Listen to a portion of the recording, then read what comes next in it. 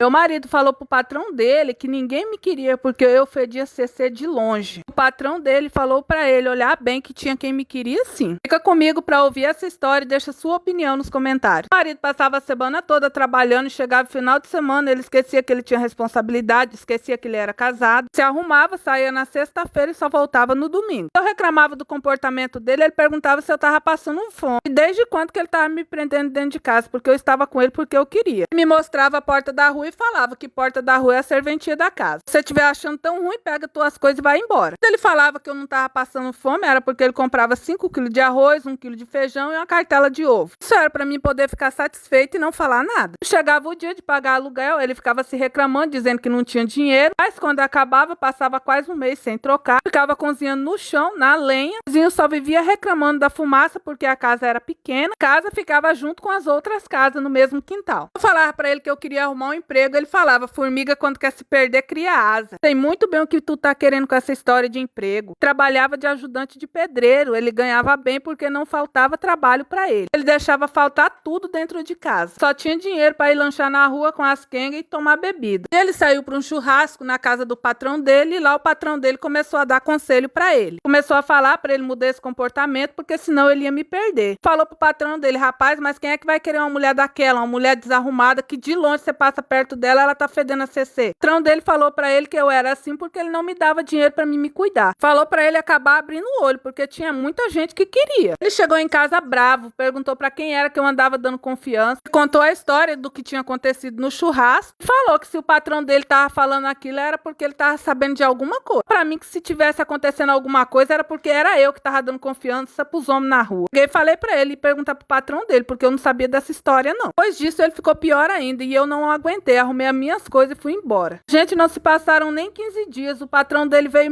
me procurar, perguntou se eu tava separada mesmo. Ele virou pra mim e falou assim, olha, se tu quiser morar com um homem de verdade, tuas coisas venha morar comigo. Comigo eu não vou deixar faltar nada, você vai ter tudo que você quer. Eu pensei 2 vezes, arrumei minhas coisas e fui embora morar com ele. Quando esse homem soube que eu tava morando mais o patrão dele, esse homem virou o diabo. Só falar pra Deus e o mundo que já sabia que eu tava tendo um caso com ele. Foi por isso que eu tinha ido me embora. Esse homem falou o que quis e o que não quis de mim. Hoje já faz mais de 4 anos que eu estou morando com esse patrão dele. A gente tem uma bebezinha, eu tenho meu salão. Esse homem não me deixa faltar nada. Tudo que eu quero ele me dá. Eu tenho tudo que eu nunca pensei que eu teria um dia na vida.